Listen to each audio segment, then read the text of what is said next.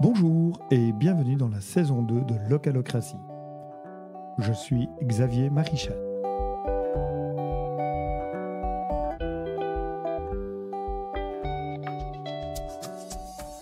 En Communauté française de Belgique, environ 160 communes mettent sur pied un conseil des enfants, destiné aux jeunes de 5e et 6e primaire.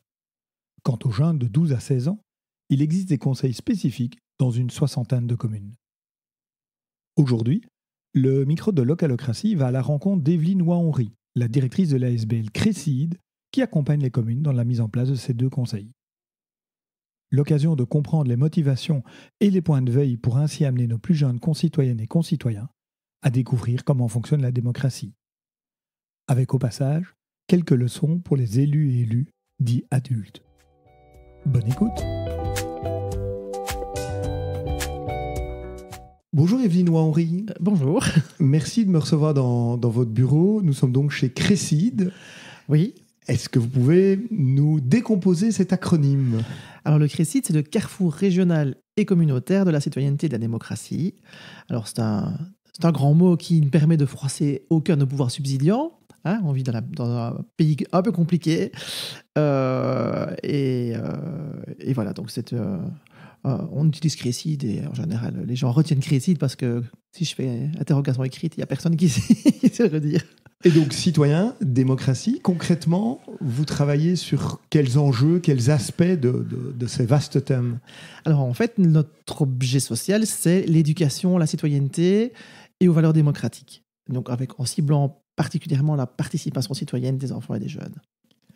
Participation citoyenne des enfants et des jeunes sur toute la Wallonie, sur toute la francophonie belge ? Alors on travaille, on est un peu mixte région-fédération, puisque les compétences participation sont des compétences régionales, les compétences enfance, jeunesse, enseignement sont des compétences fédération, et donc en fonction des projets, on travaille sur ou la Wallonie ou la fédération, mais généralement on travaille sur l'ensemble du territoire wallon et Bruxelles. Et si j'ai bien compris, au niveau des communes. Donc vous ne travaillez pas avec le pouvoir régional, vous accompagnez plutôt les communes sur les territoires locaux. Alors en fait, on est missionné par la région, donc, qui a la compétence des pouvoirs locaux et de la tutelle sur les communes, pour aider les communes à développer la participation citoyenne des enfants et des jeunes. Et comment est-ce qu'on aide des communes à développer cette participation ? Alors déjà, ça doit être une démarche volontariste de la commune, puisqu'il n'y a pas d'obligation pour les communes de travailler avec nous. On est sollicité par les communes qui veulent mettre en place la participation des enfants et des jeunes. Et les communes qui travaillent avec nous doivent s'engager à certaines choses au niveau éthique, au niveau méthodologique et pédagogique pour qu'on travaille, parce qu'on ne travaille pas dans n'importe quelles conditions. Le but étant de faire des enfants et des jeunes des démocrates convaincus, peu importe le parti pour lequel ils iront voter, mais vraiment des enfants et des jeunes qui s'investissent et qui sont encadrés de manière professionnelle pour pouvoir apprendre toutes ces notions qui sont compliquées et qui ne sont pas faciles à mettre en œuvre. Et donc vous, ce que vous apportez, c'est cet encadrement pour faire les choses bien. Voilà. Donc nous, on est pédagogue, donc on a des enseignants dans l'équipe, des animateurs, des éducateurs. Et l'objectif, c'est que ces structures, que les enfants jusqu'à 18 ans soient accompagnés pour comprendre dans quel processus ils évoluent, pour comprendre c'est quoi la démocratie, c'est quoi le vote, c'est quoi la participation. La décision politique et la participation citoyenne, c'est pas la même chose.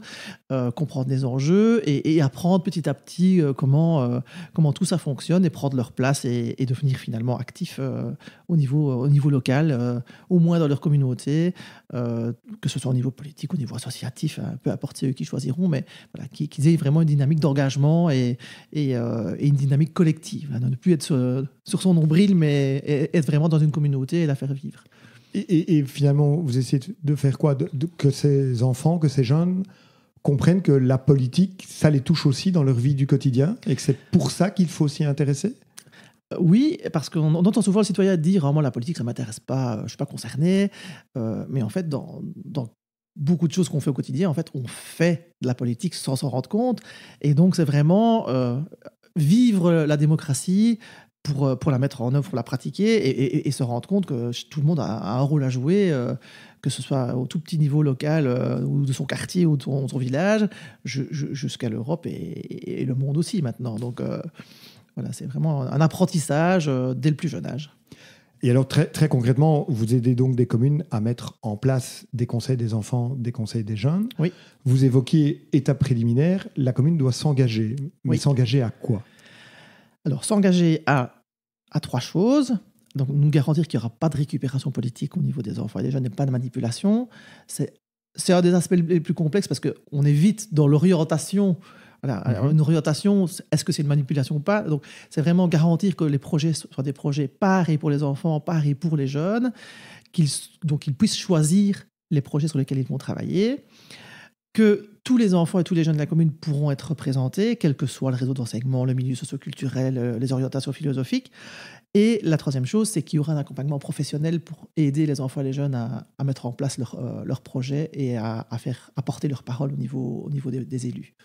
Et cet accompagnement professionnel, c'est vous ou c'est aussi l'administration communale qui, à un moment donné, prend le relais si les projets deviennent concrets? Alors, nous, on propose un accompagnement externe et on forme les acteurs de terrain. Parce qu'il n'y a pas mieux qu'un agent local ou un habitant. Enfin, il y a plusieurs profils, mais ils connaissent le terroir, ils connaissent la mentalité, ils connaissent le fonctionnement de la commune.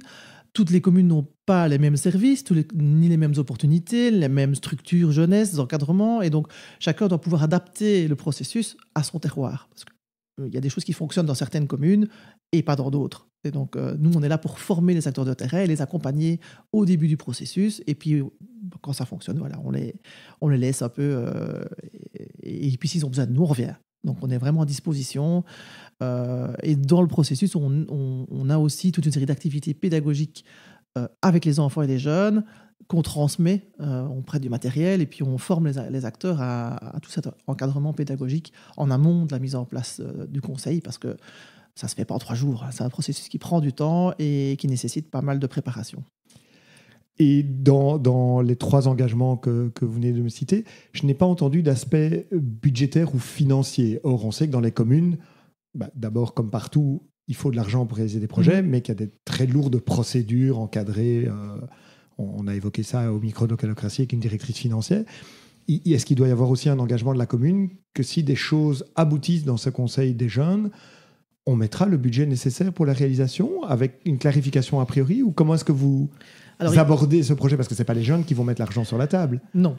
Maintenant, l'autonomie communale fait que chaque élu, enfin chaque conseil garde le pouvoir de décision sur la façon dont il va gérer les choses. Donc nous, on est là en tant qu'experts pour conseiller, en disant attention, il y a des points d'attention à avoir, des choses à décider en amont. Et ce que vous aurez décidé, il faut le dire clairement aux enfants et aux jeunes. Le budget, c'est pas le plus compliqué. Il y a des communes qui mettent en place des super projets avec pas de budget, et il y en a d'autres qui ont des gros budgets et qui font pas des super projets. Et donc, il y a moyen avec les enfants d'aller chercher aussi des subventions, de rentrer dans des appels à projets, de travailler avec des associations locales. Donc, je veux dire, c'est pas ça qui va conditionner la réussite du processus, en fait. C'est pas le plus important. C'est un détail technique. C'est un détail technique. Alors évidemment, si les enfants savent qu'ils ont des moyens, ils vont probablement faire des projets de plus grande ampleur, mais c'est pas l'indispensable, c'est pas le plus important. Alors revenons peut-être à l'indispensable, et c'est peut-être l'occasion d'évoquer comment vous procédez une fois qu'une commune a pris les 3 engagements que vous évoquez et vous mandate quelque part pour les aider à mettre sur pied un conseil des enfants. Alors pour les enfants et les jeunes, les processus sont différents. Pour les enfants, le meilleur moyen de toucher tous les enfants de la même façon, ça reste l'école. Et dans les obligations de l'école au niveau de la fédération, en fait, il y a des textes de référence, des différents décrets qui incitent et qui obligent même les écoles à mettre en place des projets citoyens et à développer la citoyenneté. Maintenant, il y a les maîtres de citoyenneté qui ne concernent pas encore tous les enfants, mais on voit qu'il y a cette intention de faire vraiment de l'école un lieu d'apprentissage citoyen. Mais on se rend compte aussi que les enseignants ne sont pas toujours formés pour ça et que l'école n'est pas spécialement le lieu le plus démocratique, où la participation est la plus présente. Et donc, on a aussi des détachés pédagogiques enseignants qui sont là pour aider les enseignants à travailler cette citoyenneté au quotidien dans la classe. Et donc, en amont du processus, pour pas non plus prendre les enfants en otage, il faut que les enfants qui sont candidats sachent à quoi ils s'engagent. On propose dans toutes les classes de 5e et 6e primaire, puisque les conseils d'enfants concernent les 10-12 ans. Avant, c'est compliqué de travailler de façon autonome sur des projets. Reçoivent une animation pédagogique par notre équipe sur le fonctionnement de la commune. Ça s'appelle « Je connais ma commune ». C'est une animation ludique qui dure une matinée. Et dans chaque classe, on va expliquer aux enfants c'est quoi une commune, comment ça fonctionne, quels sont les services qu'elle aura à la population. Et on part de ce que les enfants vivent au quotidien. Ils ont vu tous passer la camionnette du CPS, ils ont tous vu un chantier avec les ouvriers communaux, qui passent dans les écoles des fois à faire des réflexions. Ils ont tous, à un moment donné, vu une célébration du 11 novembre ou des choses comme ça. Et donc, on part de ce qu'ils connaissent pour reconstruire le fonctionnement de la commune. Que tout ça ne se fait pas sans élus, puisqu'on fait la distinction entre le personnel communal et les personnes qui prennent les décisions et qui font, entre guillemets, travailler des autres.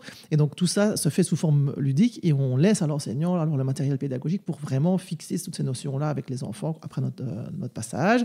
Et on les prévient qu'il va y avoir un conseil communal des enfants, puisque pendant l'animation, on parle aussi du conseil communal, de ces réunions, qu'on fait des projets, qu'ils prennent des décisions. Et on leur dit, vous allez avoir la chance d'être candidat pour faire des projets d'intérêt collectif pour tous les enfants de votre commune.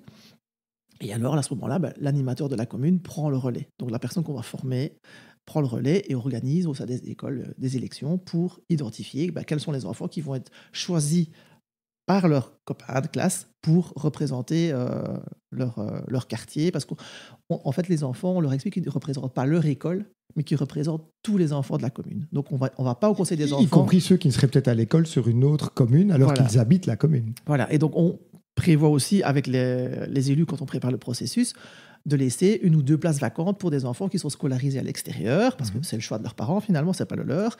Et donc, il faut être le plus inclusif possible et laisser à chaque enfant l'occasion de participer à la structure. Et puis, ça se passe comment ? C'est une mini-démocratie où ils vont voter pour des candidats qui se présentent avec des règles, donc d'avoir un représentant par quartier ou quelque chose comme ça ? Alors, c'est variable d'une commune à l'autre. Dans la majorité des cas, il y a un représentant par classe de 5e et de 6e, parce que si on prend en compte le nombre d'élèves, les petites implantations ont moins de chances d'être représentées. Et l'idée, c'est que vraiment tous les quartiers et toutes les implantations soient représentés au niveau du conseil. Et donc, c'est généralement un élu par classe de 5e et un élu par classe de 6e. Et en voyant qu'ils n'habitent pas tous le même quartier, alors. En voyant qu'ils n'habitent pas tous le même quartier. Et alors, on ne calque pas, parce que ça, c'était un réflexe. Ça fait 25 ans qu'on travaille cette thématique-là. L'idée des élus, c'était souvent de calquer le fonctionnement du conseil des enfants sur le conseil adulte. Mais ça ne marche pas. Et alors, on s'enferme dans des règles un peu trop strictes. Il faut vraiment laisser une souplesse, parce que il arrive, on ne peut pas obliger les enfants à être candidats. Il arrive qu'une année, il n'y ait pas de candidat dans une petite implantation. Ce n'est pas grave. L'année suivante, s'il y en a un, il réintègre le processus. Et donc, le nombre d'élus enfants peut varier et ne correspond pas forcément au nombre d'élus adultes. C'est moins rigide, en fait. C'est une structure éducative et il faut, comme tout ce qu'on fait avec les enfants, il faut être souple, il faut pouvoir s'adapter pour répondre aux besoins et pas imposer des règles un peu, strictes et méchantes qui pourraient exclure un enfant qui est super motivé et qui, par une règle qui tombe d'en haut et qui n'a peut-être pas de sens pour lui, l'empêche de s'investir dans la structure. Et comme vous venez de le dire, ce n'est pas pour 6 ans comme un conseil communal. Déjà parce que les enfants changent de classe chaque année et puis à un moment donné vont quitter la primaire pour passer en secondaire. Oui. Et donc c'est chaque année que l'on renouvelle tout ou une partie. Alors c'est généralement, parce que la liberté fait qu'il y a certaines communes ça fonctionne autrement. Généralement ce sont des mandats de 2 ans. Et ça c'est pour des raisons d'accompagnement, de facilité d'accompagnement, parce que ceux qui sortent en 6e primaire sont remplacés par ceux qui arrivent de 4e, ce qui permet à l'animateur en fait de garder toujours un demi-groupe qui a la mémoire du fonctionnement et de ne pas recommencer à zéro tous les ans. Ce qui permet aussi, quand on n'a pas fini un projet, c'est pas grave, on le finit avec la moitié du groupe qui arrive. Et puis quand on fait, par exemple, une inauguration ou quand on conclut le projet, on invite tous ceux qui ont participé. Mais au niveau de la pratique pédagogique, c'est beaucoup plus facile de maintenir cette continuité dans le travail que de recommencer à zéro tous les ans. Ça limite aussi l'ampleur des projets. On est obligé de faire un petit projet qui est réalisé dans l'année. Et c'est parfois un peu frustrant pour les enfants aussi. Et en termes démocratiques, vous organisez aussi un retour alors de ces élus enfants vers l'ensemble de leur classe et des autres enfants, puisque... Voilà, donc en préparation du processus, on rencontre les élus forcément. Il faut trouver l'animateur qui est la personne clé, parce que ça doit être une personne qui est convaincue du processus et pas qui est obligée de le faire. Et on rencontre aussi les directions d'école et les titulaires de classe pour leur demander ce qu'on attend d'eux, en leur disant on ne va pas attendre quelque chose en plus parce qu'ils sont très sollicités avec plein de projets, mais on leur demande d'adapter certaines de leurs méthodes de travail pour permettre justement ce retour vers les électeurs, qui devrait être un réflexe finalement. Donc les enfants, une fois par mois, ce qu'on demande aux enseignants, c'est qu'une fois par mois, les enfants qui seront élus aient l'occasion d'expliquer aux enfants de la classe ce qu'on fait au conseil, où on en est dans le projet, peut-être de les consulter sur les projets à venir, peut-être leur demander de remplir une petite mission, soit d'information, soit de création, pour faire avancer le projet, et donc d'être ouvert en fait à ce que l'enfant va ramener à l'école pour que tous les enfants participent au processus. Et qu'ils entendent en fait ce qui s'y passe. Oui. Et qu'ils puissent éventuellement faire remonter leurs idées via leurs représentants au conseil des enfants. Des exemples de réalisation ou d'achèvement finalement grâce à ce conseil des enfants qui vous tiennent particulièrement à cœur ou qui vous ont réjoui par rapport à toute l'énergie que vous mettez dans ce type d'action? Ils nous surprennent tout le temps, parce que c'est vrai qu'au début on se dit ils vont faire des petites choses, et on voit qu'il y a un équilibre en fait entre les petits projets. Il faut un équilibre entre les petits projets à moyen terme et projets à long terme, parce que les enfants à cet âge-là ils ont besoin de réalisations concrètes dans l'année. Ils veulent voir le résultat. 2 ans pour voir un effet c'est compliqué. C'est un peu compliqué. Mais on a un conseil d'enfants qui nous a fait, par exemple ici à Faute-la-Ville, qui a participé à la création du Ravel. Ça a mis 10 ans. Et le jour de l'inauguration du Ravel Félicia Rops, ils étaient tous là avec leur vélo pour l'inaugurer, tous ceux qui ont participé au processus. Y compris ceux qui avaient entre-temps, ceux qui ont 18 ou 20 ans. Voilà. Et d'ailleurs, le discours d'inauguration, c'était le petit conseiller qui avait, entre guillemets, qui avait abordé le sujet au niveau du conseil des enfants et qui était aux études supérieures et qui était là pour faire le discours et qui avait un peu épaté tout le monde. Mais voilà, donc il continue à suivre avec intérêt le projet qu'ils ont mené.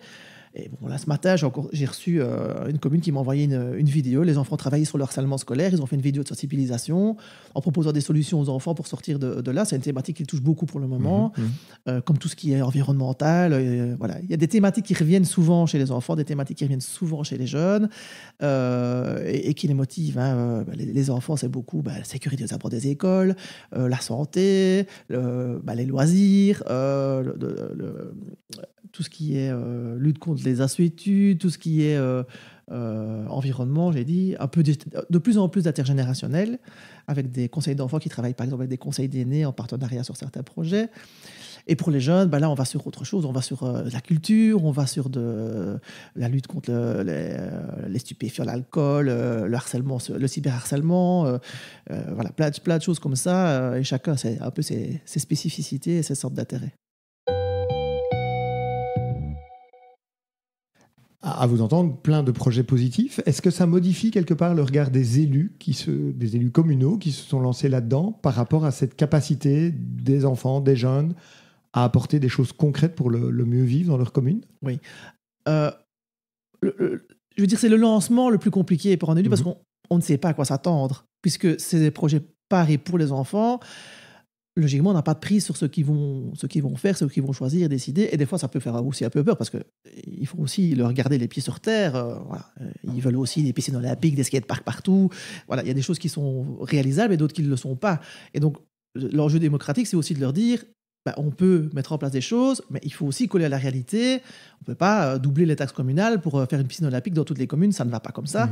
Et donc, c'est aussi un apprentissage de dire chaque action qu'on veut mettre en place, il y a un budget, il faut y réfléchir, tout n'est pas possible. Mais par exemple, s'il y a une piscine dans la commune à côté, est-ce qu'on peut peut-être organiser un transport ou des activités spécifiques? Et donc, tout ça, c'est le rôle de l'animateur qui va encadrer tout ça. Pour un élu, en fait, je dis toujours, ça, c'est à double tranchant, parce que un conseil communal des enfants ou des jeunes n'a jamais rapporté une voix à personne, mais parfois il en a fait perdre à certains. Et donc, il y a un enjeu de non-manipulation, parce qu'un enfant ou un jeune qui n'est pas content, il le fait savoir. Et puis, pour les adultes qui sont autour, on ne manipule pas les enfants. Et le but, c'est justement de ne pas en faire des déçus, c'est d'en faire des convaincus. Et donc tout ça, ça se prépare en amont, ça se réfléchit.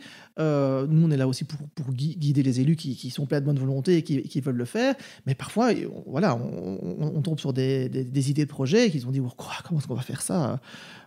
L'idée de Ravel dont je parlais tout à l'heure, c'est pas un petit budget. Et donc, les chefs des finances, il est un peu blanc, là, la séance, quand le gamin a abordé ce sujet-là. Mais finalement, ils ont fait venir un technicien de la région wallonne, ils ont été voir avec les ouvriers communaux. Il y a des semi-Ravel, c'est moins cher que des Ravel. Enfin, il y a moyen de discuter, d'aller réfléchir à des solutions. On a une commune qui a... Voilà, les jeunes voulaient un skatepark, les élus n'étaient pas du tout convaincus. Et donc, ils ont commencé par une journée d'initiation et qui a eu un tel succès que finalement, les élus ont dit oui, ça s'est super bien passé. Il y avait des enfants de toute la commune et de tout profil, des petits, des grands. Et donc, finalement, ils ont mis à disposition des jeunes un ancien hangar communal et la maison des jeunes s'est investie dedans. Et finalement, ils ont une structure maintenant qui est fixe et donc, par l'expérience, en fait, les élus ont été convaincus de ce qu'ils ont vu et de ce que les jeunes ont proposé.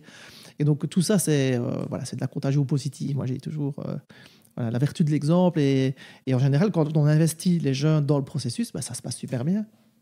Il n'y a pas de raison que ça se passe autrement. Il n'y a pas de raison que ça se passe autrement. Mais les jeunes font plus peur que les enfants. Alors oui, on peut peut-être évoquer les chiffres par rapport à ça. Combien de conseils des enfants en région wallonne et bruxelloise?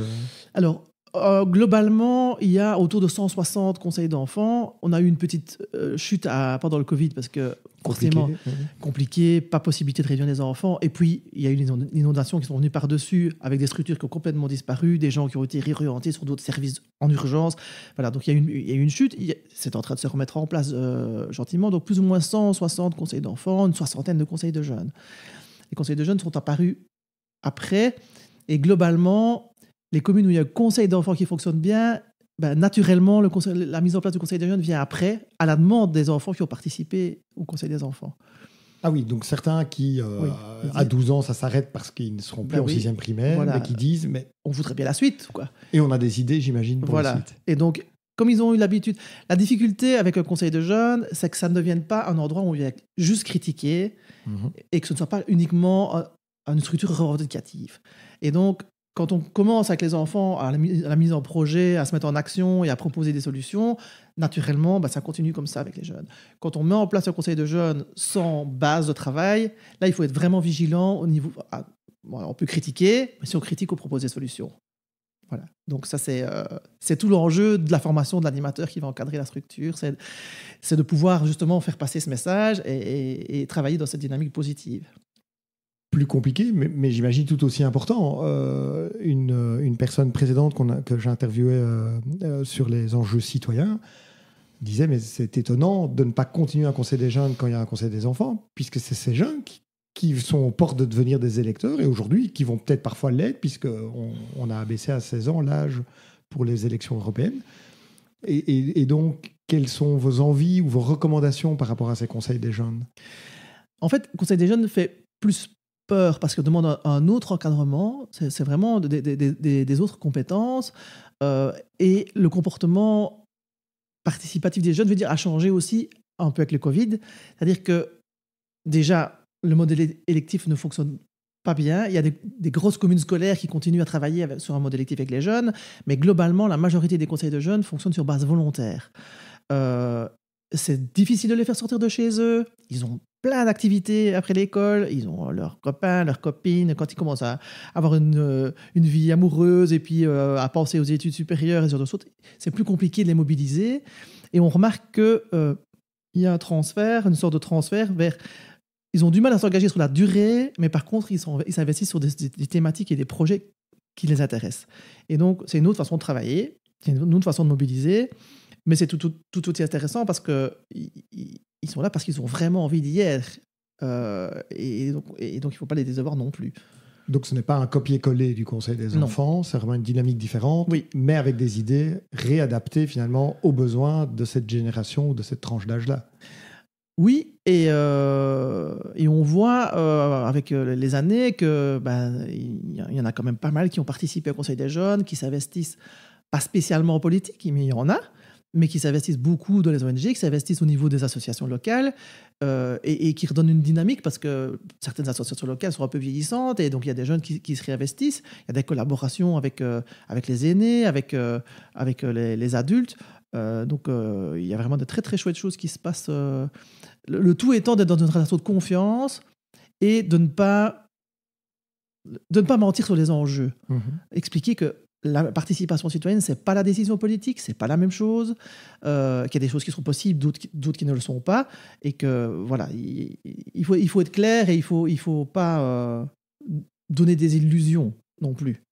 Maintenant, au niveau politique, il faut aussi inciter à lâcher plus de lest et de plus de responsabilité. Vous avez l'impression qu'un conseil des jeunes est plus en demande décisionnelle, de pouvoir vraiment se mêler de certaines décisions qui les concerneraient qu'un conseil des enfants. C'est ça la responsabilité que les élus communaux doivent lâcher?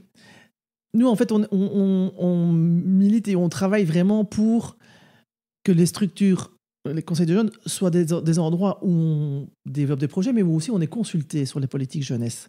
Et d'ailleurs, on a un gros projet avec la fédération qui s'appelle « Ça bouge dans notre commune », qui est un projet de co-création de la politique jeunesse avec les jeunes, avec une consultation jeunesse, avec une mise autour de la table des élus, de l'administration, du secteur jeunesse et des jeunes, pour définir des objectifs communs et des actions communes dans lesquelles les jeunes vont s'investir. Et donc tout ça, c'est un processus qui est lourd, qui est encadré par la fédération et qui ouvre la porte aussi à des subventions, mais qui demande vraiment du volontarisme politique et de la transparence. Voilà. Et c'est pas un réflexe. Voilà, il y a parfois une peur aussi de perte de pouvoir ou qu'est-ce qu'ils vont nous sortir les jeunes, parce qu'il y a des sujets qui sont un peu touchy et qui sont pas faciles à aborder quand on parle, même avec les enfants, quand on parle de harcèlement et qu'il y a des choses qui ressortent, il faut agir. Et oui, c'est pas on ne peut pas juste écouter et puis ne rien faire. C'est pas toujours facile. En mode conclusion, quand je vous entendais juste avant, j'ai l'impression que vous êtes convaincue et heureuse d'avoir, en fin de processus, fait des meilleurs citoyens, ce qui était finalement le but, d'avoir des citoyens qui ont compris et envie, à vous entendre, de s'impliquer dans leur vie locale, de différents biais.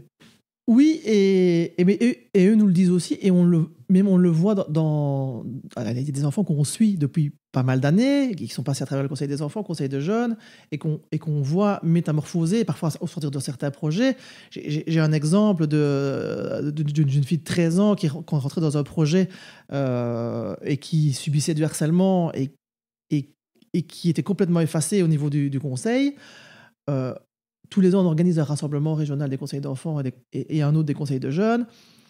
On a travaillé une année pour organiser un événement avec eux. Ils ont fait une vidéo sur le harcèlement. Ils se sont investis. Et cette jeune fille, on l'a vu vraiment se métamorphoser. Et puis finalement, sortir de cette problématique. Elle vient de finir. Voilà, on les suit aussi sur les réseaux sociaux parce qu'on crée des liens forcément avec eux. Elle vient de finir ses études supérieures, elle est bien dans ses baskets, alors qu'en fait, voilà, ça lui a ouvert des portes, ça lui a permis de parler à d'autres personnes que celles qui étaient avec elle en classe. Donc ça donne une ouverture, on apprend à parler en public, on apprend à prendre des responsabilités, à avoir des relations avec les élus et à faire des demandes. C'est pas toujours facile non plus pour un jeune de faire une demande à un élu et de se dire il va peut-être dire non, comment est-ce que je vais réagir. Et donc tout ça, c'est des apprentissages en fait qui ouvrent sur l'extérieur et qui permettent aussi de créer des relations avec les associations locales, parfois avec l'association de parents, parfois avec le conseil des aînés. Il y a plein de choses qui se font. Ça donne une ouverture, une dynamique vraiment chouette. Donc nous, on est contents quand on les voit évoluer comme ça. Forcément, on est contents. Et donc c'est vraiment ça qu'on peut souhaiter à Crécide pour le futur, de continuer d'aider à se construire des citoyennes et des citoyens épanouis. Pas que pour le Crécide, je pense que pour la Wallonie, on voit, nous on est toujours interpellés, ça fait 25 ans qu'on travaille là-dessus, on voit les résultats de l'extrême droite en Flandre et en Wallonie, le terreau n'est pas le même, le tissu associatif est beaucoup plus développé chez nous, avec des associations qui travaillent le terrain. Voilà, on n'est pas les seuls, on est les seuls à faire ce travail spécifique, mais il y a d'autres associations qui travaillent dans le site. Voilà, on est persuadé que la société civile permet d'éviter certaines dérives et de recréer, de maintenir du lien et de travailler avec les enfants. C'est important à ce niveau-là. Chez nos amis français, on voit ce que ça peut donner quand on n'y prête pas attention. voilà, la façon de travailler est différente. On ose espérer qu'on a mis notre petite goutte à ce résultat, en fait, notre petite touche. Mais écoutez, merci beaucoup Evelyne Henry pour cette perspective d'espoir et tout cet enthousiasme que vous mettez dans toutes ces actions. Avec plaisir, on a toute l'équipe au service des communes et on est toujours disposé à aller sur le terrain pour avancer en fait dans cette direction-là.